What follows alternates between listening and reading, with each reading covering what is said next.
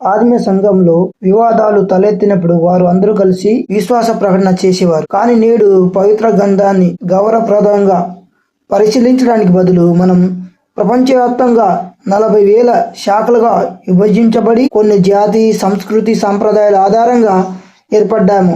అందరూ విభజించబడ్డాము. అందుకే పౌలు గారు ఈ విషయం మీద 1 కొరింథీ 1:13 క్రీస్తు విభజించబడ్డాడా అని రోధించాడు, బాధపడ్డాడు. నేటి సంఘం కూడా అనేక శాఖలుగా విభజించబడి ఆ శాఖ ఈ శాఖ అని, ఆ మతం ఈ మతం అని, అదేవిధంగా ఉన్నత కులం చర్చి అని, లో కులం చర్చి అని రకరకాలుగా శాఖలుగా విభజించబడి యేసుక్రీస్తుని ముక్కలుగా చేసేసి అందరూ యేసుక్రీస్తు యొక్క త్యాగాన్ని, యేసుక్రీస్తు యొక్క లక్ష్యాన్ని మర్చిపోయి యేసుక్రీస్తుని కూడా ఒక మతంగా, యేసుక్రీస్తు యొక్క రాజ్యాన్ని ఒక మతంగా మార్చారు. యేసుక్రీస్తు క్రైస్తవం అనేది ఒక మతంగా చేసేసారు. ఇది చాలా బాధాకరమైన విషయంగా చెప్పవచ్చు. కాబట్టి క్రైస్తవులరా, మనం అందరం ఒక మాట మీద ఉండి మనం దేవుని యొక్క రాజ్యాన్ని కట్టాలి. ఈ మాటను బట్టి మనలో ఐక్యత వచ్చును గాక. ఆమేన్.